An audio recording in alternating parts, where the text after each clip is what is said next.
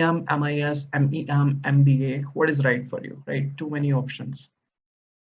So before we start directly into what we are going to talk about today, let me introduce myself to you and why you should be listening to me for the next 1 hour. I myself studied in Europe. I'm an alumni of a Politecnico di Torino. It's the oldest technical university in Italy. I also hold a double bachelor in mechanical and production engineering from Italy and Tongji University in Shanghai. I studied my education on full scholarships, the whole 4 years of education, and 100% tuition waivers as well. So living cost and free tuition. I also try to make sure that whatever students work with me, we are exploring all the scholarship options for them. So it's extremely important for me that we are helping the students get scholarships because studying abroad sometimes can become expensive, even if it's an investment in your career. But we try to make sure that you should get at least some amount of scholarship when you're applying for any program abroad. I have experience of helping around 400 plus students across the globe with application, scholarship, visa, whatever. And I've also led the Indian Students Association when I was in North Italy. On the right, you can see some of my contact details. I am also the Europe admissions lead at Jamboree. So if you're reaching out for any program in Europe, I will be your point of contact. I have specialties in early career programs like MIS, MIM, and MEM. And I also I also have knowledge around MBA options with less years of work experience. This is my email. If you want to reach out to me and send me your resume, I will recommend do it on my email. If you want to have a chat, you want to have a specific profile evaluation call, this is my WhatsApp contact. I do not take calls on this number, so it's recommended that you give me, just leave a chat or just text me on WhatsApp on this call. What I will do is I'll also put this in the chat so that you can take the WhatsApp contact from there. Okay, perfect. Let's move on to this question, which is also a burning question. I'll say a lot of people are asking. Sometimes I see a lot of parents asking, why study abroad now? We're in the middle of a pandemic. Universities are closed sometimes, countries are closed, market is down. Why should we study abroad? Well, that's the answer to this question as well. Market is down. If you're getting into job, you know that the market is not really ready to get new graduates, right? If you're graduating, you're a fresher, you already are finding it difficult to find a good job right now. And I'm saying good job, right? Something that should surpass your expectations. At the same time, if you are in job right now, you know that promotions are going to be difficult because of the amount of loss that companies have suffered recently. Also, if you're looking at bonuses and all those things are getting difficult. Whatever best can happen right now is not getting laid off and being able to maintain your job. Now, something like this happened in 2008 when the American recession happened, and that is the graph you can see on the screen. It's a little blurred, sorry about that, but I'll explain you what it is. So these are the peaks and troughs of during 2008 recession, the employment rate when it went down and went up. So whenever the rate went up, the amount of people who gave GMAT went down. Whereas whenever the employment rate went down, for example, here, the amount of people who gave GMAT increased. So you have to understand that whenever there is a crisis, and history suggests that, because I think this is 2008 somewhere here, but this is history. In history suggests that whenever employment rate goes down or market goes down, more people move towards upskilling, right? And when I say upskilling, I don't mean doing 2 or 3 and of course certification on Coursera, Udemy. That's not what I'm talking about. I'm talking about a legit executive degree, management degree like MIM, MIS, studying abroad, international exposure, those kind of upskilling. It has been happening in the past, and this year also we are witnessing the same. If we look at our data from last 27 years, we have also seen a dramatic increase of number of students who are planning to study abroad right now, whether it be preparing for GMAT or taking our admission counseling services. If you get a question, why study abroad now? I think that's very clear. It is the best time to study abroad because market is not ready for you. It's better to spend these 2 years in a business school or engineering school and then get out of it when the market is really ready to pay you what you deserve, right? Now, going forward, I think I want to make it very clear to you right away, what bracket do you lie in? Obviously, there is, blurred lines between them. You might want to go for MIM, you might just want to go for MIS, or an MBA as well. There are options of MBA without work experience as well, which we will explore. But just to classify, a little bit from an eagle's eye point of view, if you are in the last year of bachelor's, your options are going for an MIM, Masters in Management degree, or a deferred MBA degree. Okay. Also, MIS should work for you, but that's what I'm considering here. If you have 0 to 24 months of work experience, then you are probably an early career professional, right? Somebody who has less than 2 years of experience. So you should be applying for early career programs like Masters in Management, Management Information Systems, or Masters in Engineering Management. Now, if you are somebody, and mind that I have written 3+ years of work experience, if you have more than 3 years of work experience, you should be looking at an executive program like MBA. Okay. I will say that this can still happen because you have 3+ years of work experience, but you really want to go for masters in engineering management because of the particular specialization that they have. So this match can still happen, but this cannot happen sometimes. Most of the times, I'll say for most of the top universities, if you have less than 2 years of work experience, MBA might not be the right choice for you. Okay. So make that clear because a lot of people are just confused between MBA and MIM. And I will just say, if you're looking at top universities, you can't really go to Harvard MBA right now if you don't have at least 4 years of work experience, because the average that Harvard has is 4.8 years of work experience. Okay.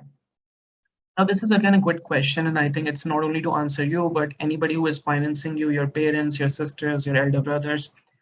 Why do you want to go for an early career program rather than taking up a job right now? And we all know how the market is behaving right now, especially the Indian market. But still, if you get a question that why should an early career program help you, in your career progression better than anything else, these are the points that you should know and you should be able to explain to anybody who asks you this question. First of all, is a learning opportunity. I just talked about upskilling, right? We all understand upskilling is extremely important in the time of depression, which we are in right now. And you must understand that if you're making a large switch, for example, some of the engineering graduates here are making a switch to management profile, right? Doing that through a job obviously is something that will not pay you enough because you're not specialized for a management role right now. So if you go in a management role, you have to spend 2 to 3 years to get that expertise at a lower pay and then probably become a senior management professional. But how do you do that without getting paid less than what you deserve? You can switch industry domain through getting a degree which is specialized in that particular domain, right? So switching industry domain is one of the things, might be your reason to go for an early career program. Jumpstart your career. This is very pure logic, I'll say. Think about it. What kind of salaries can you think of in the next 4 or 5 years? And then think of what salary you can get after your 2 years of an early career program or 1 year of program also when you talk about countries like UK and Ireland or other countries as well. So in terms of return on investment, also early career programs do a lot better, and I will say 40% better as per the maths as compared to MBAs or executive education because they are cheap, but they provide you with those kinds of salaries which you get after an MBA as well sometimes. If you're going into investment banking or a consulting profile, you will get almost 30 to 50% better ROI than an MBA program because programs are cheaper, but the salaries that you get paid are higher. Increase in compensation, I already told you that if you're working right now and if you're working at, let's say, a good firm, you will still get at least 70 to 80% increase if you're going for studying a good program at MIM University or a good program wherever they offer MIS or MEM. You can expect that kind of increase in your pay as well. Switching functions is a difficult task, but I think a lot of people do it right now. I think we just saw that about 46% of the audience is master's bachelor's in computer science, right? Whether it be BSc or B.Tech. And they are doing Gmat, which makes us, and they are attending this webinar, makes us already sure that they're trying to go into management, right? So that's a switch of function. You're going from programming industry or software industry to management. You're obviously going into technical management, but the switch of function can happen very smoothly through a program like MIM or MIS, right? Networking opportunity again is big, and I think I'll talk about it again when we'll compare some programs with MBA. But understand that if you are a graduate, or let's say you are an alumni of HEC Paris, then you have almost one, no, I will say like at least 4 to 5 or 6 people working in every company of the world, right? Nothing is really difficult for you because you will always have an alumni working at Microsoft, an alumni working at Google, alumni working at whatever bank you want to work in, whatever consulting firm you want to work in. So having this networking opportunity, I think at such a young age, because I think if you are looking for early career programs, you're 23, 24, or even sometimes at 21, 22. So this opportunity is huge for you. International exposure, I don't even need to say that. Having that exposure, having that kind of thing on your resume, just elevates it to a level which where you can't really be compared with other Indian graduates. Find your interest is another reason, because some of the time students come to me and then they say that I really don't know what specialization I want to pick, right? I don't know if I want to go into finance, or I don't know if I want to go into, let's say, data science. There are big gaps in what you want in life. I think at that time also these kinds of programs help you decide where you want to see yourself in future, because most of these programs are 2 years long, and the first year is usually very basic. So if you're going from engineering to MIM program, you will learn a lot about economics, management, business studies, all of those subjects, corporate finance in the first year. And the second year they ask you to choose specialization. So you have enough time to find your interest in the first year and then go for what you're looking for in the second year, specialize in that field, and then end up getting a job in that field. Okay. And lastly is explore entrepreneurship. If entrepreneurship is something that you're looking at and you're just not feeling ready for it because you don't have a management degree and you're not eligible for MBA, it's a very difficult time, I understand. So having an MIM degree and a specialization in startup culture, or let's say entrepreneurship, a lot of programs are there right now. Even at top schools like ESCB Business School, they have a specialization of entrepreneurship. Also, TU Munich has one, innovation and entrepreneurship. So these are the programs that can really help you become a better entrepreneur. And then, needless to say, that all these top schools have their own incubators. So you can have your pitch or something ready, and then you get in those incubator programs and then get your startup funded. And there's so many opportunities that may open up to you if you're looking at entrepreneurial opportunities as well. So these are some reasons why early career programs should be considered by you. And I think some of them work for some of you, right? 1, 2, 3 months work for some of you, 3 or 4 work for some of you. So all of you will have different reasons, but this is a set of reasons that you might find substantiating to your choice of studying abroad right now. Now let's dive directly into all these programs, and I think that's very important for you. So if you have copy and pen, maybe take some notes, because after this call, I want you to understand what are you looking for, and definitely we can have this conversation one-on-one after this. If you're specifically looking at deferred MBA, I can help you with that. But I just hope that today, when we are discussing this in detail, you have those confusions cleared, that you're looking at MIM or MIS. Okay. Shreya, you have raised hand. I'll just say that, put it in the chat, because I'll just be opening the chat in some time. So just put your questions there. Now, what are deferred MBA programs? Okay, this whole term of deferred, this year we have heard a lot. A lot of students wanted to defer their admissions. But when we say deferred MBA, it's already deferred MBA. You don't have to ask them to defer your admission. What happens is that you should be in the final year of your studies. You can be in your pre-final or final year. You should not have worked even for 2 to 3 months full time. You should have no full time experience. And then when you apply for deferred MBA programs at top business schools, you can get an admit, right? For example, you are in the last year of your B.Tech in Delhi Technological University, and you're applying for Harvard Business School's deferred MBA program. It's called 2+2. You can get an admit now, but you will be joining their MBA class after at least 3 to 4 years of work experience, depending on what regulations the university has. Okay. The deferred MBAs allow you to join an MBA class after 3 to 4 years of work experience. But what is good about it is that you get an admit right away. Once you get an admit, you can be very sure about what you want to do after that. They really don't care if you're working in an NGO, you're starting up a company, or you're going into startups and you're not choosing to go into big consulting firms, they don't care because you already have an admit to Harvard Business School or other schools which offer the same program. Right. So that's one big pro of applying for Deferred MBA programs, and you don't lose anything, right? If you don't get into it, you don't get into it. But if you get into it, you have a ticket to HBS, Stanford, Wharton, Kellogg, U Chicago. These are top schools, not only in the US, but all over the world, right?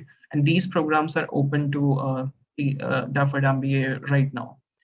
I have just stated 6 schools here, but there are more than 6 schools. There are about 20 to 30 options that you have. All the top business schools are offering Deferred MBA admissions. Some of them call it Advanced Access, Early Career Option, or Young Scholar Program by Darden, for example, etc. Now, this is one option that we have in India. ISB, all of us are aware of, Indian School of Business. They have an early entry program called YLP, like Young Leaders Program. You can also apply in YLP. It's a similar criteria. You apply now in your last or final year of pre-final year of your graduation, and then you get into ISB right now. You get access to their alumni network. You can go for once in a year meetings at ISB that they organize, but you will start your MBA after 2 to 3 years of full-time work experience. But having an admit to ISB is something that can allow you to do whatever you want after you get an admit, right? The applications are going to be open very soon. I think they're also open because we are starting applications for some students. Preparation has already been started. For some students, we are doing interview help right now because they applied last year.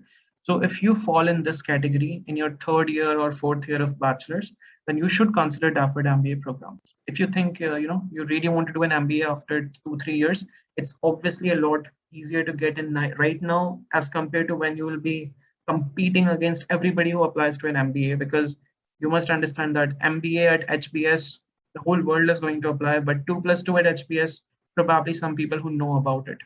So we already understand the volume of application is a lot lower as compared to MBA.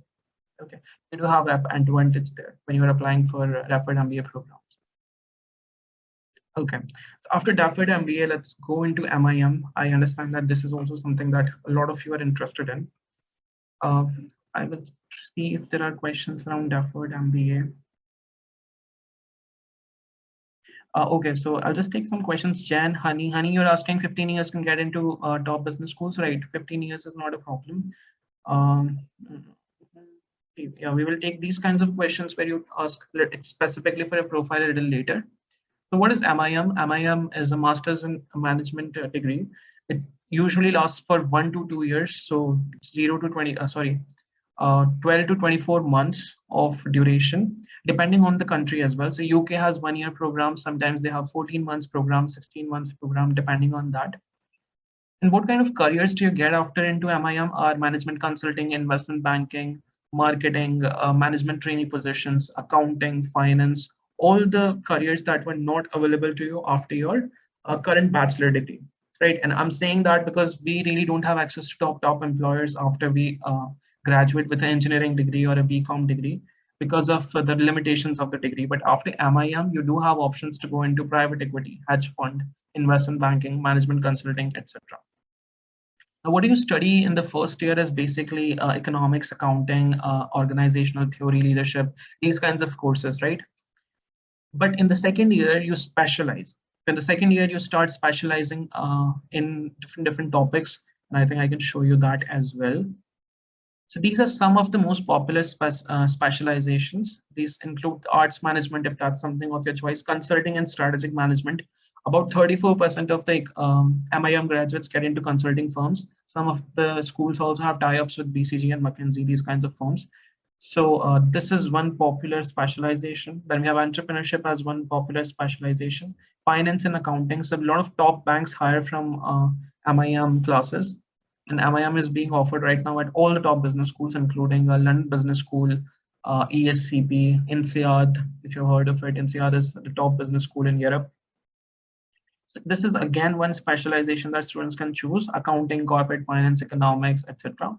Healthcare management. HR is something that you can choose if you're looking at doing an MBA HR, but you're not eligible for an MBA HR with no work experience right now. International management, investments, insurance, luxury and retail brand management is also a popular one right now in India. A lot of people are going for luxury brand management, food and beverage management because of all these top companies which require management graduates. Okay. And marketing management is also marketing as a popular specialization. Non-profit, CSR, social development sector, consulting in non-profit is also one popular option. Supply chain, logistics, all of these also we will talk about later as well. IT and technical are also some specializations like business analytics or business intelligence, all of those. So these are some of the specialization. If you think you might want to choose one of them, you might just want to take a screenshot of this and then we can move forward. Now, what are the top universities which offer MIM courses? These will be HEC Paris, London Business School, ISAT, ESSEC in France, Imperial College of Business, IE Business School. CEMS program is a program where they allow you to study at 2 or 3 different schools. And these also include IIMs in India. So if you're in a CEMS, you can also come to IIM Ahmedabad or IIM Calcutta to do 1 year of your MIM degree. Also to consider that what kind of the kind of MBA we call in India for IIM, which is a PGP degree just after your engineering or whatever a degree that you have taken. It's not MBA international according to international recognition. It's the MIM degree, right? So when you do PGP from IIM, ABC, Lucknow, whatever IIM it is, it's considered MIM internationally, not an MBA. MBA is when you do PGPX, which is the executive program of IIMs. Okay, so when you're going into top universities at MIM, these are actually better than the IIM PGP degree as well, according to international rankings, right? Tangelen, Switzerland, ESCP Europe, these are some of the universities for MIM, and we can definitely talk about them a little bit in detail over one-to-one calls if you're interested in specifically for some school, because I understand what LBS is looking for, whereas HEC Paris is looking for different kind of profiles, right? So there's a difference in what different schools are looking for in students. So this is a burning question as well, MIM versus MBA. What do you lose in MIM? What do you get more in MBA? So the simple question, simple answer to this question is, what are you eligible for, right? What are you looking for? If you have 0 to 24 months of work experience, if you're a fresher, there are very, very less MBA options for you, right? Most of the US colleges will not accept your application for MBA if you don't have at least 2 years of experience. We do have some options in Canada, but today, since we're talking about top universities, if you really are interested in doing an MBA without any work experience, you might want to call us and ask for those options in Canada. But right now, I'm very much focused towards top schools. So MIM and MBA, the big difference is eligibility, if you're eligible for it, right? MBA, you're not eligible until you have 2 years of full-time work experience. MIM, you're eligible if you are a last year graduate or a fresher or 0 to 24 months of work experience, right? Now, what do you miss in an MBA? If your question is, should I go for MBA after 3-4 years, or should I go for MIM right now? First of all, return on investment, right? You are going to spend 3-4 years in India. You're going to earn according to Indian standards. If you leave India right now, if you do your degree, which is a cheaper degree as compared to MBA, you end up starting your career at somewhere around 70 lakhs to 80 lakhs per year. So that's a decision that needs to be taken mathematically rather than somebody advising you about it. Okay, it's very easy to go and see employment statistics of different schools, understand what are the average placements, how much they charge, minus that from what are you going to earn, and then you will understand how what is the ROI on your investment as well. Also, if I have to talk about statistics, I'll say about how much time does an MIM graduate take to pay off their debt is 1.5 years, whereas for MBA, it's 3 to 4 years. Because MBA is an expensive degree, right? Because it's executive education. Whereas MIM, even if it gives you good results, it's still an early career program. So it costs almost 30% of what an MBA costs at a top business school. Okay. So the reasons are very clear. MIM and MBA both are being offered by top ranked business school, Harvard, Stanford, Wharton. They all have their own versions of MIM. They call it MSMS, Management Systems Masters. Also, if you look at Europe, the top schools like London Business School, Imperial College, and then INSEAD, which is also a top business school. These all offer MIM programs, right? So there is no difference when we're talking about the ranking of the schools. It's not like you're going to a bad school because you're going for MIM, not a chance, right? Alumni network. This is a pro here if you're going for an MIM degree, because you'll end up getting the same alumni network as somebody who has studied their MBA at Stanford, right? Because getting into MBA at Stanford, their GSB program is extremely difficult, whereas a master's degree is always a little easier to get in because of the flagship of MBA, right? You have the same alumni network as an MBA graduate, but you are 20-year-old, the other person is probably 30-year-old. And so that's the whole difference. You have this 10 years of career progression that the other person does not have, or somebody who chooses to wait for an MBA will not have. International exposure, as I've already told you, at 21, 22, 24, whatever age you are right now, having this international exposure will definitely help you. For example, if you're going for investment banking, obviously most of the investment banks are located in cities like London, Milan, Paris, New York. It's obviously better for you to go abroad for private equity, hedge fund, these kind of careers, but also consulting. Consider consulting salaries in India are a lot different than the salaries that you get in US and all. So international exposure not only will help you broaden your perspective and having that thing on your resume, but it also pays you a lot higher in the domains that you think you're good at. A salary of an average data scientist in India and the salary of an average data scientist in America, it's difference of more than 15x. So that's one of the reasons that you should consider international education right now, is also the compensation that you receive. Practical application, there is a myth that MBAs are more practical, MIM are more theoretical.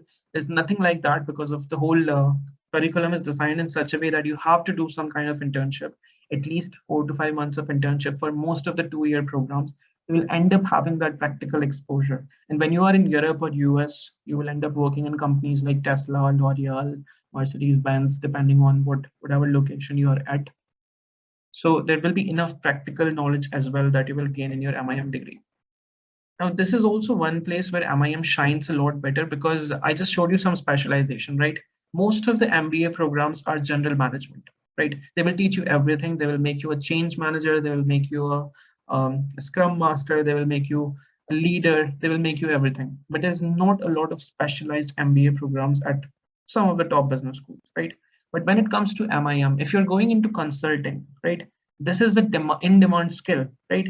An MBA will not make you ready to become a consultant, but an MIM with a specialization in strategic and consulting um, specialization will make you somebody who is only looking at consulting as their career. And consulting is at anyway broad in its own definition. The MIM helps you equip with getting these in-demand skills of the 21st century, because MBA was designed probably years ago, so they don't really do that. But MIM being a newer degree, they do that, right? So this is also one of the pros of going for a degree like MIM as compared to MBA. And then this, again, access to top employers. I can't stress enough. Whether you believe it or not, companies have policies around where to recruit and where not to recruit, right? I will not take names, but one of the top consulting firms in India, they only hire from IIM, A, B, C, and IIT Bombay. If you are a bachelor student, right? Uh, so these kind of employers you don't get access to in India. These consulting firms are difficult to get in just after your bachelor degree from a private college or a public university as well. Whereas after your MIM degree, it becomes almost like 30 to 35% of your class will go for BCG, Bain, McKinsey, or other consulting companies. So it's a ritual there, right? So it becomes a lot easier for you to get access to top employers after an international degree like MIM. Okay. So this is about, if you are confused between MI and MBA, these are the topics that you should be considering. There is nothing which makes MIM less advanced as compared to MBA. Also, you are eligible for an MBA, MIM right now. You're not eligible for MBA. Okay, but if you're still like very thick-headed that मेरे को MBA ही करना है and I probably just don't want to, I don't care about the ranking of the university, then consider some options in Canada. We can definitely help you with that. All those partnerships that we have, we would like to help you with that. So make sure that you let us know that you're interested in only MBA, whether you have work experience or not. Okay. Now, if you're thinking, am I the right candidate for MIM? I'll just tell you what a top MIM class look like. This is NCR's class of MBA, MIM. The average age is 22. If you're 21, 25, so you're at the right place. If you have less years of work experience, this is like 6 to 8 months of work experience, that average work experience they have. So around 50 to 60% of their class is freshers. So if you're a fresher, it doesn't mean that you will not get accepted. All we have to work on is your Gmat, GRE score, whatever it is, your IELTS and your profile. So profile building is going to be extremely important. And we'll talk about profile building as well in later in this call. I'll give you some examples from Jamboree actually. We had some difficult students which who had average CGPA, average GMAT, GRE score, and how we made sure that we elevate their profile to such a level that they get admits into top business schools in Germany and US. So I'll talk about that as well in some time. The GMAT range for NCR is 620 to 730, so nothing is less. If you have a 620 but you have an amazing profile, you can still get into a top school like NCR for MIM. If you have a 720, 730, definitely great. The diversity is there in, just like an MBA class, there are about 32 nationalities in their MIM program, and 39% of them are women. Obviously, this kind of diversity you can't see in MBA classes because of the executive education and all of it. But for MIM, women do make about half of the class at most of the top business schools. I hope this clarifies a lot of your doubts around MIM, and I will just say that put your questions in the chat. After MIS, I'll be taking all the questions for MIM and MIS, and then we'll move forward to MEM and the other options that you have. Okay, so what is MIS, right? This is very interesting for all those 46% of students who did their bachelor's in computer science, and they are looking for a management program right now. The MIS is basically, wherever you will see, it's a study of people, technology, and organizations, which means it's technology and management, right? So you should be a person who should enjoy technology, right? You should like to know how does iPhones work, Amazon Echo, all that NLP, data science, artificial intelligence, machine learning. You should be interested in that. The technology should be something which you are interested in. At the same time, you should be also interested in the managerial part of the organization. So you want to probably run a team of data scientists, then become a data scientist yourself, or maybe work as a data scientist, because it's great if you have all the skills of a data scientist, but if you really want to be a manager of a team of data scientists, then you need a degree which is more managerial in its nature. And that's what MIS is. Okay. MIS is also the only major that focuses on both business and IT. So for now, right now, if you look at the brochure of all the programs in the world, MIS is the only one which does an MBA in IT. It's also called, computer scientists MBA in colloquial terms. So I just helped you understand that what kind of candidate is the right one for MIS. So if you think you relate to this, we'll talk more about it. If you're interested in business and technology, theory, but not too much, technology enough to want to keep up what's hot, but don't want to be writing programs, you don't like to code, but you're interested in IT, programming, technology, and you want to work in the management side of it, then you should be considering MIS, right? Now, this is again a good question. How is it different from computer science? Should I apply for master's in computer science? Should I apply for MIS? Okay, so there's a very clear differentiation between both of these programs. Until you don't see it, you will not really realize. But if you look at the focus, this is more focused towards organizational structure of companies and all, as compared to CS, which talk about more about software and programming. Objective here is to work towards the business of the company, how to make more business, how to increase the revenue by involving software, technology, SaaS, etc. Here, it's all about just reliable computer programs. Core skill that you will require to get into MIS program is problem solving. You don't really need to be a good coder or a programmer to get into a top MIS program, but for CS, you will obviously need logic and procedure and all. So these are some of the differences. I'll say that this is a balance between theoretical and applied, because a lot of engineers, when they will go into MIS, they will study subjects like management, corporate finance, accounts, a little bit of how does the organization of a company work, all of that. The kind of job titles that you get after MIS are analyst or designer, whereas CS gives you software builder or software developer, all of those kinds of roles. Business system analyst is a typical starting job title, whereas application programmer, and this is US focused. So these are titles which you get in US, but if you really want to go into the business system part of it, business analyst part of it, then MIS is something that you should be considering at top consulting firms, IT consulting firms, right? Career goal, if your career goal is to go as a senior organizational manager, if you want to see yourself in the management part of your organization, somewhere where your managers are right now, then you should be considering MIS, because you need to have a management degree. You can't go for an MBA right now, but you can go for MIS. Whereas if you're looking to become a programming manager, developer, all of those roles, CS is the degree for you. So there is a very clear diversification. Business is MIS, business and technology, and science or computer science programming is masters in computer science. I just hope that this is clear to you now. The next time if you have a question, what makes MIS different? This is what makes MIS different. What are the top universities for MIS? So it's easy. You can see that the first one we have here, Texas at Austin. MIT has their own MIS program. Minnesota has one. Arizona has one. Carnegie Mellon has one. So most of the top universities in US, they are offering MIS programs, which makes you understand that this is a program which is recognized, which is needed in the Silicon Valley. And I think that's how it started. They needed some people who knew IT and management, and that's where it started in some of these universities. And today, most of them offer this program. But again, this is the top 10 ranking. Maryland is one, Georgia Tech offers this, ASU offers this, Stanford offers this, UT Texas also offers this. So all these programs are being offered at all the top universities in the world. Okay, we're talking about mostly US here. And these are also not as expensive as you might consider a management degree to be, right? They're as low as $30,000. Like you really can't find an MBA or a MIM degree in US in $30,000. So these are extremely cost efficient as well if you're going for a business IT role. Okay. Now, what kind of jobs do MIS graduates get into? I really want you to know this, that if you're looking at business analyst positions, business application developer, IT consultant is a huge field in India right now.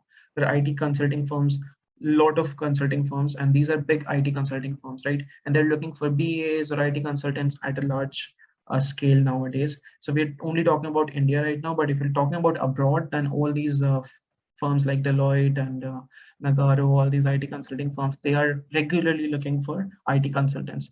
And MIS is a degree which definitely gives you an upper hand as compared to all the people who just have the technical knowledge, because this is a front-end job consulting, right? Whether it be IT consulting, management consulting, whatever it is. These are front-end jobs, BA and all, and these do require some education in management, right? Systems analyst, I will let you read this for yourself. If you want to take a screenshot, you might want to take a screenshot because this is an important slide as well. Technical support specialist, IS manager, information systems, IT user liaison, all of these roles you can get into after your MIS degree. Now, this again is a good question. We just answered why MIM. I think those were very different reasons. For MIS, I will say that one of the most important reasons that a lot of students from India are going for MIS is high placement rate, right? Because of all these programs which have been there for last 25, 30 years, the placement hasn't really been working very well. But when these new programs are coming up, MIM, MIS, Masters in Engineering Management, these are amalgamation of many kinds of domains, right? So what they create is a high placement rate because companies do like people with different kinds of intelligence. You should have business intelligence, but you should also have a technical literacy to make sure that you're handling a team of data scientists, because an MBA cannot handle a team of data scientists without no knowledge of technology, right? So these are the roles which are open for people who are doing MIS. And if you look at the statistics, MIS students have a placement rate of 95% within 2 months of graduation, right? This is one of the top MIS program in US that I have taken here. Salaries also, this is huge, I'll say. If you have some knowledge around what are the average salaries in US for data scientists and all, it's around $85,000, right? Depending on the city. If we're talking about expensive city like New York or LA. If you're looking at average for an MIS graduate, it's around 142,000, right? If you just convert it to INR, you will see that it's obviously more than 1 CR. So these kinds of salaries were not really visible when you're looking at masters in computer science or data science courses, all of those courses. But when you look at MIS degree, it's a management plus information system degree, you will definitely see salaries which are higher, much higher, I think, than the average salary for normal technology or normal business graduates. Job satisfaction, definitely, I think in IT, I think we all understand the burnout.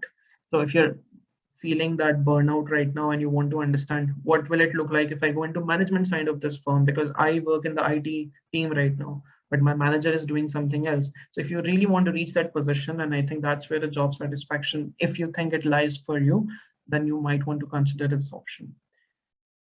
Fun, obviously it's fun for you if you are interested in the business of the company, because as an IT person or somebody in the back end team, you really don't get to see what's happening on the front. How is the sales going? How is the revenue going? What is affecting what you're building? The product part of it, the product management part of it, design thinking part of it. So this is something fun. If this is something that excites you, that, okay, I'm fine programming and coding, but I also want to know what's happening at the front side of it, then you might find it fun and challenging as well, because I think it's pretty challenging going from core IT or core information systems background to a management plus IT background. But I think that's where most of the growth lies for you, because even if you're a very senior professional, I'll say a senior IT professional, at some point you will understand that you have reached a cutoff, you've reached, like, a threshold, and you will have to take a management degree in order to take this plunge in your career or a jump in your career. So this is something which you can do at an early stage rather than waiting for an MBA for the next 5 years, 6 years. Okay, I will make sure that I'm respecting my promise. I'll take some questions. Okay. Okay, we have a plenty of questions. Is it possible for you to share recording? We will do that. MIM from LBS or MBA from ISB YLP? Bhavya. Bhavya, good question, but I'll say that MIM from LBS, great. It's one of the top 5 schools in the world for MIM degree, and it can get you a very good salary of 80,000, 90,000 pounds, which is again comparable to what an MBA can get you. But if you're looking at MBA from Indian School of Business, you can apply for both, because what you can do is go to London Business School, do your MIM 2 years, work for 3-4 years. If you feel you want to come back to India for ISB MBA, come back, right? If you have an admit, you have the freedom of doing whatever you want. So if applying is, obviously there's nothing wrong in applying to ISB YLP, because you're not getting admitted right now. You have to start it in 3, 4, 5 years. Okay. Vedant will start. Yeah, we are doing that. Undergrad in EXTC and wanting to do MIS, do I need prerequisite? Himani, if this is something, obviously this is specific to you. What are the prerequisites for MIS? If we say there are some colleges which do not require GRE, Gmat, but there are some of the colleges, most of the colleges, I'll say 60 to 70% of them require GRE and IELTS or TOEFL, depending on the country we are going for. So those are the prerequisites. Other than that, you just need to have a bachelor degree and all that. Completed graduation this year in BSc IT. Mrinali, you are eligible for MIM, MIS, and MEM. Okay, so all of them. It depends what you want to choose. Okay, Shahzar has written a long essay. I'm sorry, but okay. I'll just take this a little bit. I'm an IT consultant with 10 years of experience working in Germany. Shahzar, you need to consider MBA as your option, because 10 years of experience is too much. I will say let's go for executive MBA at top business schools like INSEAD, Stanford, all of them. If you have been working in Germany, you have the diversity part of in your profile. You do have a very good profile. Let's go for it. Okay. Gmat preparation you are doing. Okay. Okay. You just reach out to me. You have my WhatsApp number. So if you really want specific profile evaluation, we can do it one-on-one. Bhavya, you said BSc Math Honors 3rd year. Okay. 15 years can get into top schools. Honey, yeah, that's perfectly fine. For Canada, we considered 16 as a rule, but still we have some schools which also consider 15 as required. It's fine. Anirudh, you're interested in MEM and currently pursuing electrical engineering. What is the scope of the program? Stay with us because I'm going to answer all these questions. A graduation without taking up any job, is it possible to do all of that? MEM is still like, we are going to do that.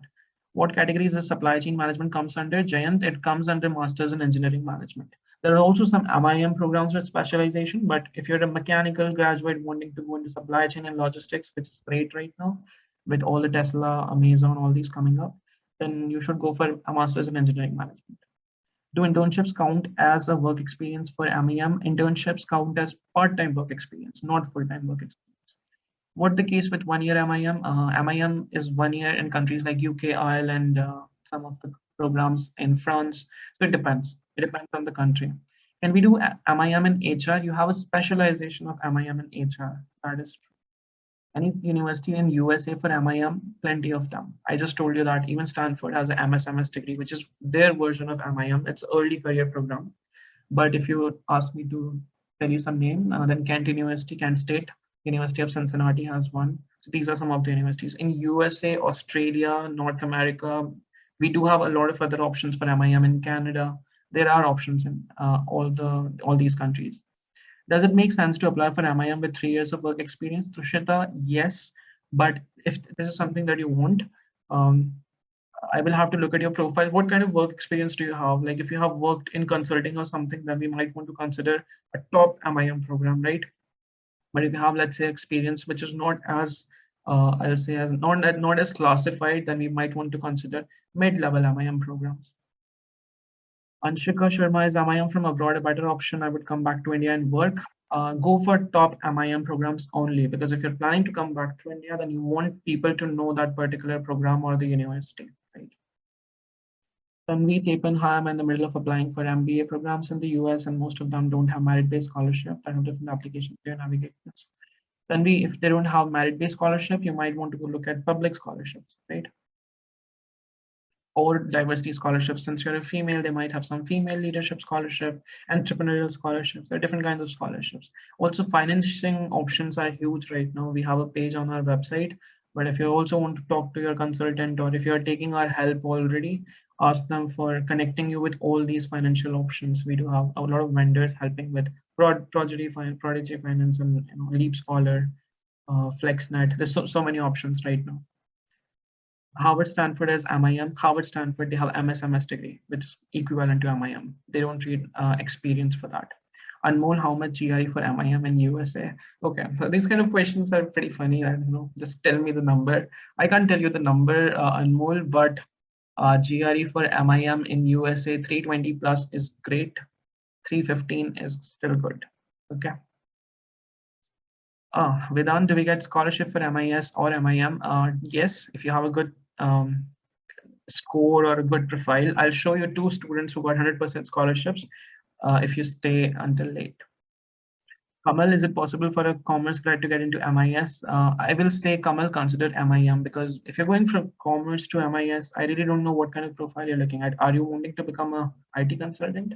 And if so, what programming languages do you have? Do you have a profile for that? So it's a very one-on-one question. I think it depends on your profile. Would language barrier be an issue? What would be the medium of instruction? All these top business schools offer programs in English only, right? We are not living in 18th century right now. So all the top business schools in the world, whether it be in France, Italy, Spain, these are top 10 in the world I'm talking about for MIM. They have medium of instruction as English. If you really want to learn the language, you have the option to do that. If you don't want to learn the language, they don't force you to learn the language. Okay. Also, Europe is changing. Also, for Europe, you have a visa for 26 countries. So you can study in Germany, work in Switzerland, Netherlands without any extra paperwork. So there's so much around visa that you need to know in order to answer that question. The age bracket for MIM, there's no age bracket, I'll say, but as we just saw, the average age was 22. So you should consider 19 to 25 is the right age for MIM. But work experience matters, right? Okay, can I get admission in MIS by help of Gmat score? Obviously, you can apply for MIS. Some of the schools will accept Gmat just because of the pandemic, because they think that if you have done Gmat, just give it to us. But some of the schools will be very specific about GRE. So you might also want to apply to schools which accept Gmat and schools that don't require GRE or Gmat, right? Those can be your options, Varun. GRE score 290 would be okay. Should you do GRE again? Honey, I need to know what you're looking for, right? If you're looking at MBA in Canada, it's perfectly fine score. If you're looking at a top MIM college, 290 is a little less. Anirudh, how to build profile for MEM? We will talk about MEM now. EMAT or GRE for MIS. GRE is preferred for MIS, Vedant. Tushita, you are a data analyst. Okay, you said you were working for 3 years. You want to go for MIM or MIS? I think both of them work for you. So, maybe just give us a call, maybe text on WhatsApp so we can take that from there. Tanay, MIM versus MEM. Okay. So we talked about MIM right now. We will talk about MEM, and There is no versus. It's more about what are you eligible for? What do you want after your degree? If you want to become a management consultant, go for MIM. If you want to work in supply chain, logistics, sustainability, innovation, those kind of things at companies like Audi, Tesla, these kinds of roles, then MEM is your option. Ria, I have done my BSc, ID currently MCA. Can I still pursue MIM? See, if you're a fresher, doesn't matter. If you have even done masters, you're still a fresher. Or if you have less than 2 years of work experience, doesn't matter how many degrees you have. You are still eligible for MIM. Can you share your contact details again? I'll do that.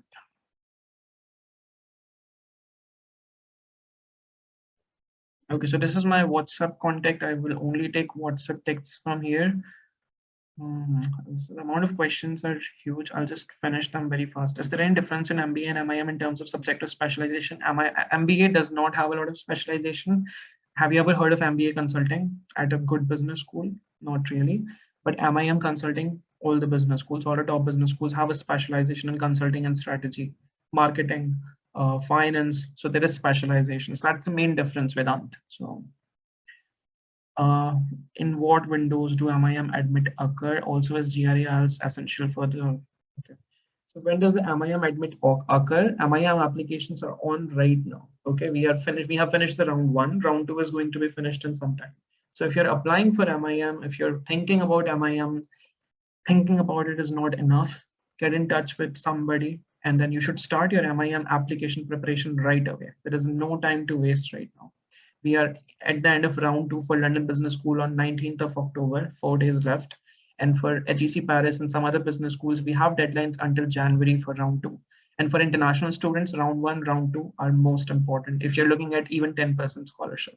So make sure that you are going to do your GMAT by December and you are applying by January. But it doesn't mean that you can just prepare for your GMAT. You have to start with your application preparation. You should have a writer assigned by whatever consultant, or if you're working with us, we assign a writer in the second week itself. So start working on your application right away. GMAT GRE is not essential for MIM. We do have a lot of schools in France which do not require GMAT or GRE. So if you just want to apply, I will say don't want to even wait for GMAT. Just start working on your application. If you need help, then obviously take our MIM package. Mohammed Abdul, can I get science grad into MIM and MEM? Yes, all the science grads are allowed, all the commerce grads, B.Tech, all the degrees are allowed. It's a early career program. So they have a 1 year of basics and then you specialize. So you are allowed. What is the difference between MIS and MIM and business analytics? Can we apply for MIS by giving GMAT? Okay, it's a repeated question.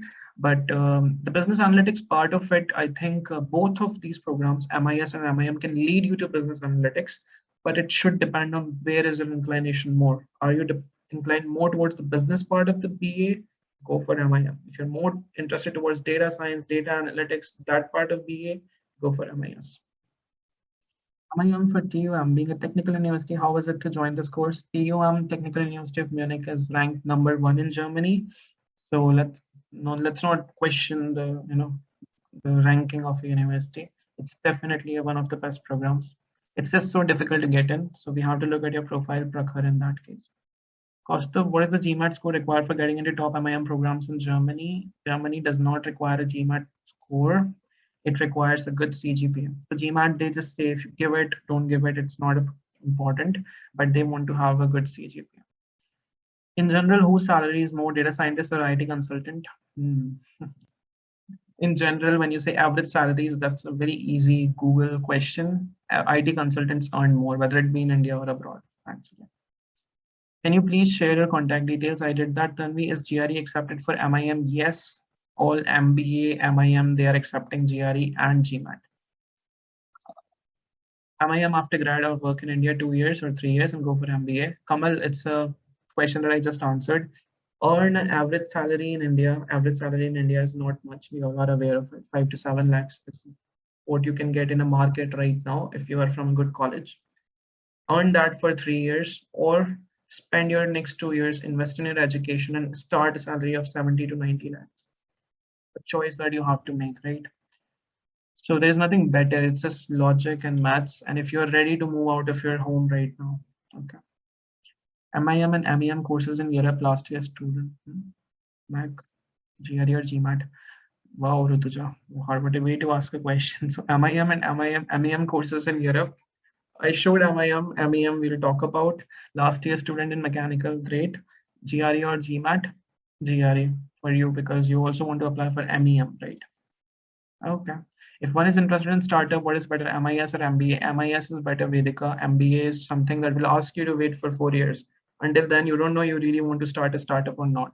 So MIS is better. MIM is better. MIM is better. You interested in startup? Okay, if it's IT startup, go for MIS. Can you make up for a poor CGPA by a good GMAT score? Right. That's how you compensate a bad CGPA because CGPA is something you can't change. You can't go back to school or college, or you can't really, avoid those Friday, Saturday parties that you did. So you have to have a good standardized test score, GRE, GMAT. Is it possible to do a MS and CS and work for 1-2 years and then do MIM or MIS? Shalmali, if you really have a lot of money, then that's a good option. Go for MS and CS, spend a lot of money, work for 1 year, go for MIS, spend some money. So it's not a smart choice, but if you really want to do it, go for it. How much CGPA is good depend on the university. 6+ CGPA also we have helped with really good business schools, and also we have helped people with 9 CGPAs at DU and people who have received good amounts of scholarship in both cases, right? So I can't really answer what is a good CGPA, but consider that nothing is really bad if it is more than 6. If you have less than 6, we have to build your profile really well and elevate it to a level where you are not normal, right? So those things have to be done, which we do usually when required. I'll give you some examples. I think after MEM, we'll talk about some Jamboree alumni students which we have helped. So that will give you a clear idea. What is MEM, right? Uh, Thank you guys for all the questions. We'll take them again. So keep filling the Q&A and chat sections. Masters in Engineering Management program is for students with the undergrad degree in engineering, right? So this is very, very specific. If you do not have a bachelor in engineering, you can't do MEM. This is not a requirement for MIM. You can go from arts, history, engineering, commerce, whatever background, but with masters in engineering management, you need to have an engineering degree because it's for engineers. Okay, but this is for engineers who are looking to have a link between engineering, technology, and management, and it is a full-time program, right? As all the other programs are. What is the basic difference between MIM, MIS, and MEM is that if you have a good, like if you really want to go into investment banking, management consulting, private equity, hedge fund, finance, banking, all of these things, then MIM is your option. If you want to go into IT consulting, business analyst roles, those kinds of roles where you have a computer science knowledge, you should have some basic knowledge, and then you want to go into managerial part of it, and you have worked a little bit there also, it's fine. Then go for MIS, Management Information Systems. Now, if you are a mechanical engineering graduate or a civil engineer or any kind of biomedical engineer, for example, and if you are looking for a better management option in that particular field, then go for MEM. Okay, and what kind of roles are available? I think I'll tell you. So some of them are here. You can be hired as application engineer, associate marketing manager. Some of the companies that hire are all the companies in the world: Accenture, Deloitte, Capital, OneTech, Google, Microsoft. At my university in Italy, I when I came back to India, a lot of my friends got employed with Tesla because it came near to the North Italy.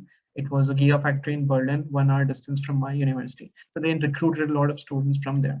The management trainee positions at all the top companies, they do have a requirement for people from MEM backgrounds, engineering management, right?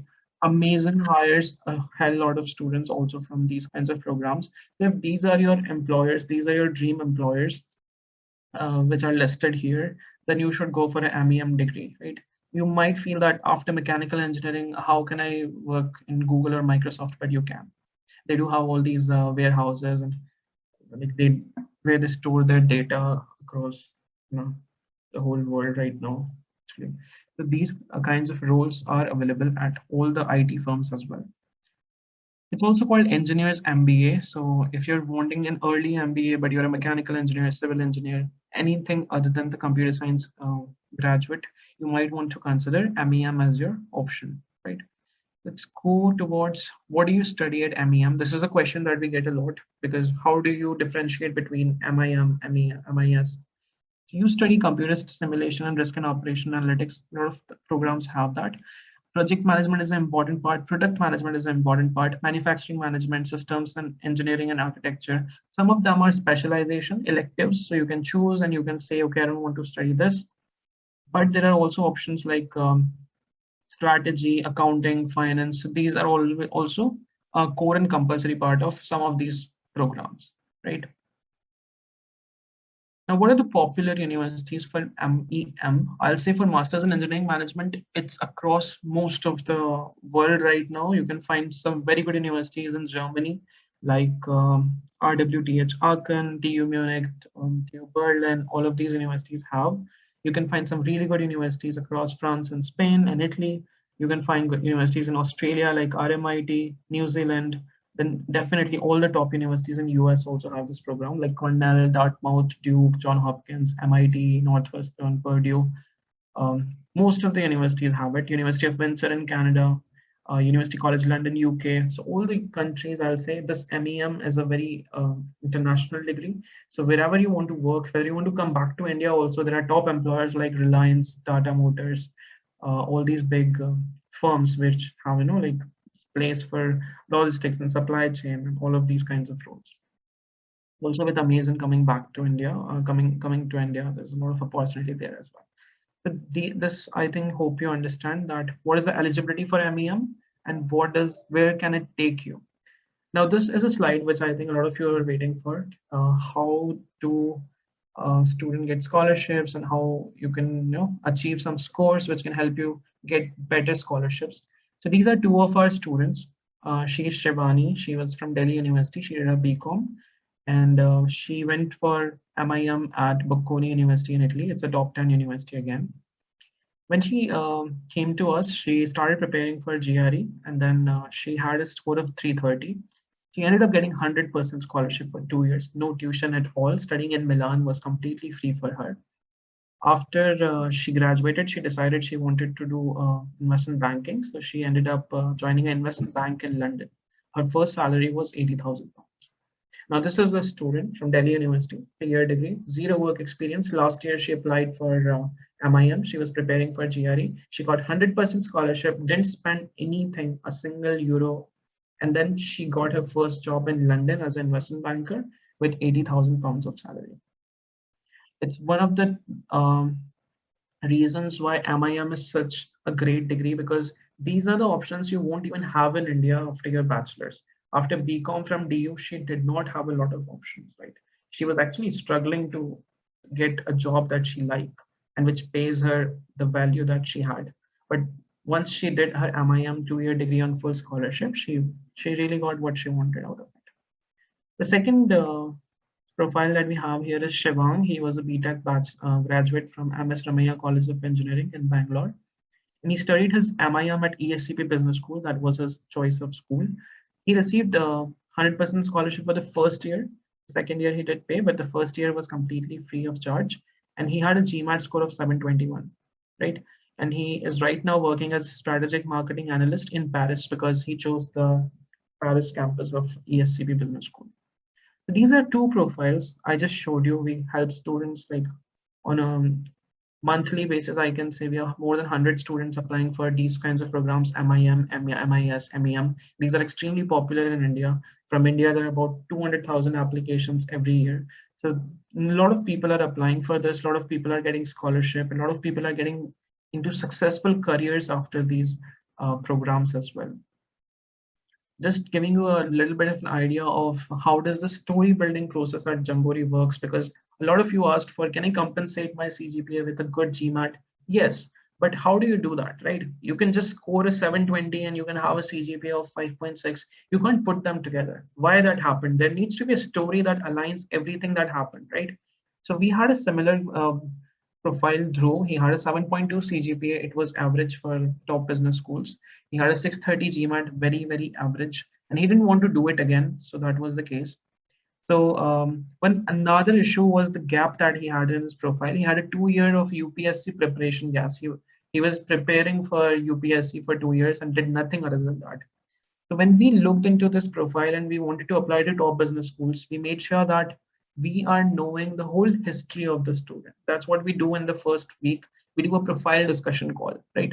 So whenever a student comes to me or my team of MIM or MIS, we do a profile discussion call to know everything about the student from the grade 10th or whenever he started small things, whenever he or she won the first prize in something, from the day to right now, and where you want to go, because that's the whole story that we will need to put in your essays, but also you should be knowing that for your interviews, right? Because you need to be very confident when you're answering your interview questions. So that's what we did. We found that he had some leadership and achievement, these kinds of achievements in his school time. But we also understood what he wanted after MIM. He wanted to go into consulting after MIM, right? So the story was built in a way that we looked into consulting interest in social development sector for him. That's how we tried to build this alignment of going from a 2 year of UPSC prep, all the knowledge that he gained in the government sector, non-profit sector, the geological, the geographical knowledge that he had gathered, how do the legislations of the country work. So we tried to make sure that all this knowledge is going to help him in his post-MIM career, which will be consulting in social development and public policy.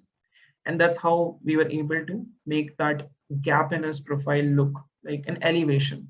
So instead of this look like a negative point, now it was a positive point, because this is a graduate that a company, that a university will want, because he will get placement probably on the first day because he has that knowledge, and anybody who is looking for a consulting role for public policy will take him because he has the knowledge, right?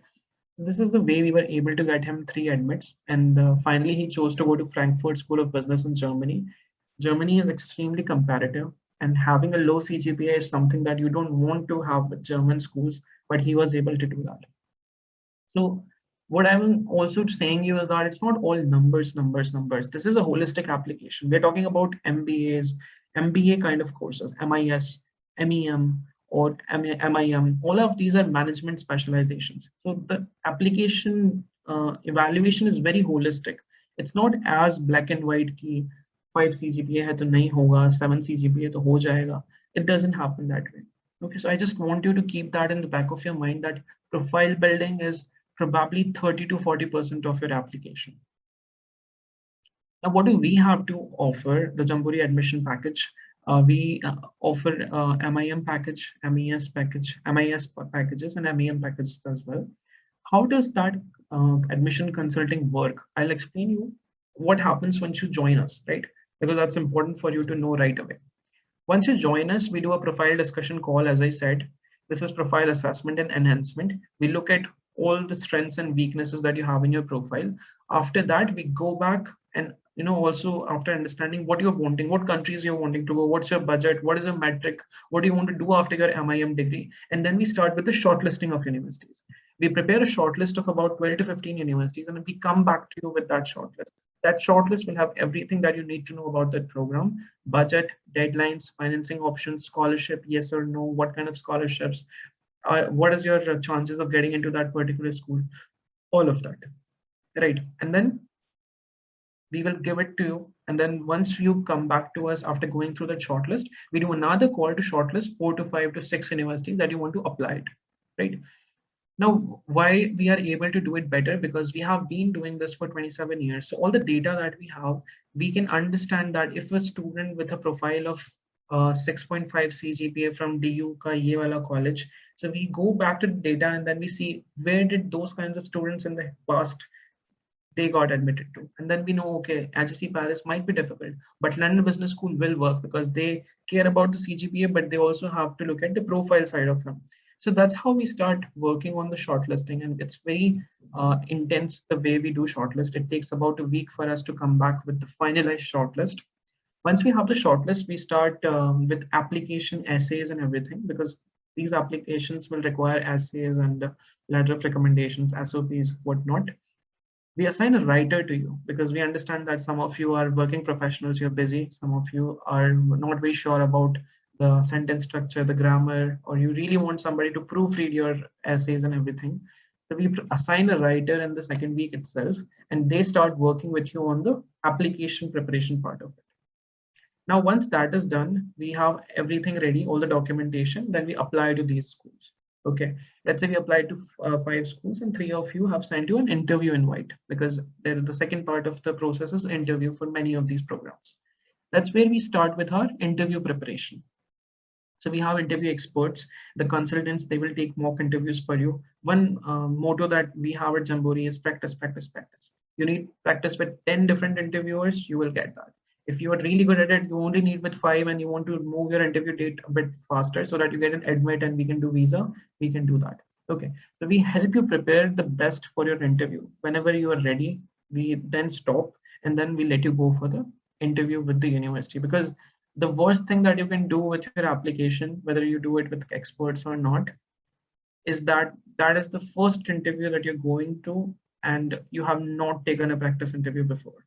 So never do that mistake. It should not be the first interview with the admission officers, because you will not be ready for that. Okay, it's not like a job interview. Understand that different schools have different kinds of interviews. Over the years, we understand that London Business School has this kind of interview, whereas Darden School of Business from Virginia, they have a very different kind of interview. It's 30 minutes only you speaking, and then the 30 minutes interviewers asking you questions. So there are different kinds of interviews. You will not know because you have not applied to so many schools. But in the last 27 years, we have applied to all these schools, whatever business school is possible or not. And then we have understood how to prepare for different schools for different interviews. Once that interview is passed, you get the final admits. We start with your application for visa. The visa assistance is also a big thing because of COVID. Also, we have to be very, very careful with all the documentation because we don't want to get your visa rejected. So that's what we have been doing for the last 15 to 16 years. We have visa experts.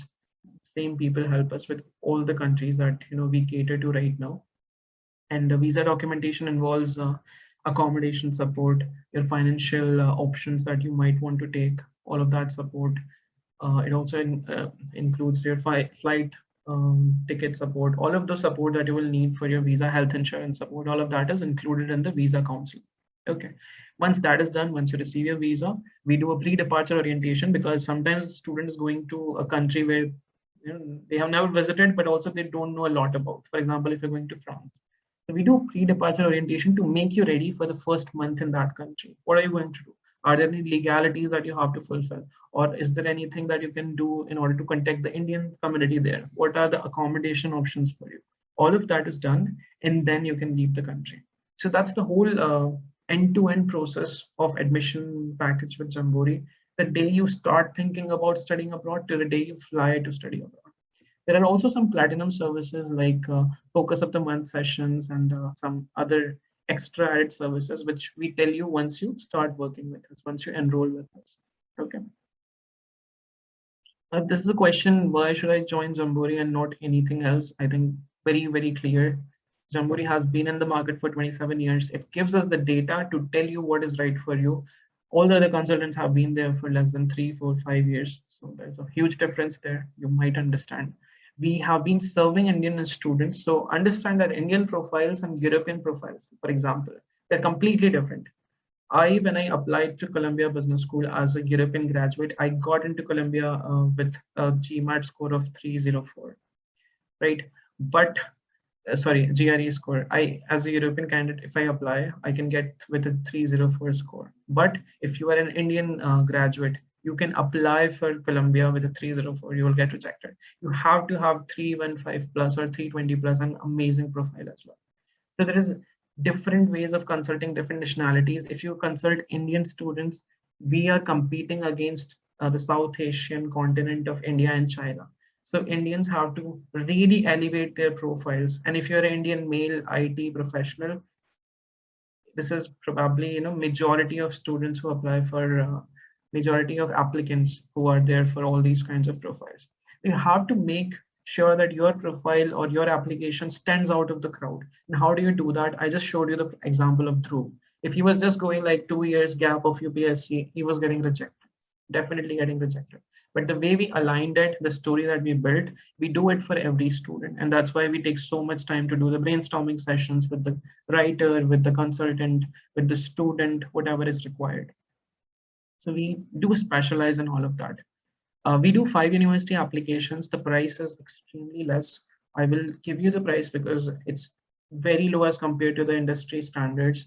You can just really call up more people and you will understand. We charge anywhere from 51,000 to 55,000 depending on your profile. We have discounts for profile as well. So if you have a profile, if you have a Gmat score, we will probably do discounts on that. If you're already a Gmat or a GRE student with us, there will be some discounts on that as well. You can check with your center wherever you are connected with. If you're not connected with, you may contact me, or you can just Google a nearest center, Jamboree center to you, right? But the price anywhere stays between 51,000 to 55,000 without discounts. Okay. And when I say personal access to process experts, this is not something a lot of consultants do. Most of the consultants, they're like, just talk on email, right? It doesn't happen on email because as students, I was a student, I was helping students as well. There's so many questions that you have. So personal access is provided.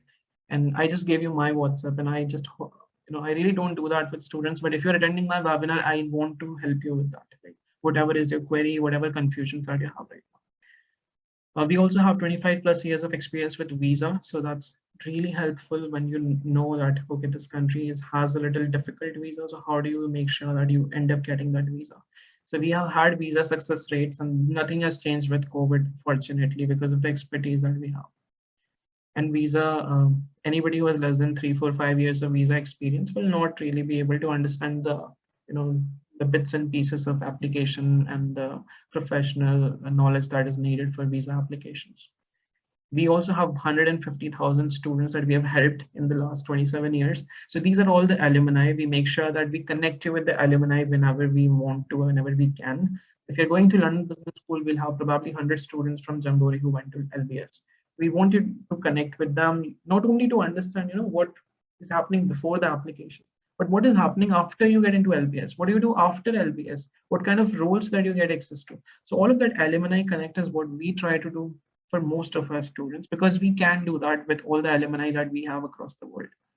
We also have 500 plus partner universities across the globe. So if you're looking at partner universities in Canada, UK, Ireland, USA, you can look at our website, but I think that's a very small list. We have more than that. So any university that you are looking at, you can just call us and ask if that's our partner. With partner, there is a lot of benefit because any question that you have, we are not answering it. No other consultant is answering. We get it to the admission officer, somebody who is going to evaluate your profile later. So we can ask them directly. That's what partnership helps us with. Okay, so if you enroll with us and you're applying to, let's say, Arizona State University, which is a partner university again, so we can get you all that access, special access to the admission committee or whatever access you need without what a lot of other consultants cannot provide. Okay. Another thing is 39 walk-in centers. You can walk in any city in India or Singapore or Middle East, and you will find that there is a walk-in center. The closest Jamboree center will be there. So we are not only existing online, but we are also in centers. So if you really feel that someday you want to talk to me, come to Delhi office, come anywhere in any 23 offices of Delhi and NCR, and we can meet. So that all these possibilities are there with Jamboree, right? Also, the package that we offer is valid for 1.5 years. So suppose something happens this year, you don't want to apply this year, you didn't waste money, right? You can apply next year in the first intake as well. So once you pay, it doesn't mean that, okay, if you don't apply, the money is wasted. You can still apply for 1.5 years. Test prep, I think already you are aware of it. So we also provide test prep plus MIM, MIS packages, integrated packages with extra discounts. So you might want to consider that. And if you have already taken a Gmat or GRE package and you're thinking, I will not get the discount, maybe connect with me. I'll write a mail to your center manager and we can definitely look at some discounts as well. But just directly contact them, tell them that I attended the webinar with Rahul, and they will help you with that as well. Okay, now officially is the time for Q&A. I will take all the questions around, okay, we have around 45 questions. I think I have answered some of them. If one doesn't know what course to go for, which will be the best option for them, honey, go for career counseling. Just call up Jamboree, they will help you with what course to go for. And also, we will need to know more about your profile to help you that.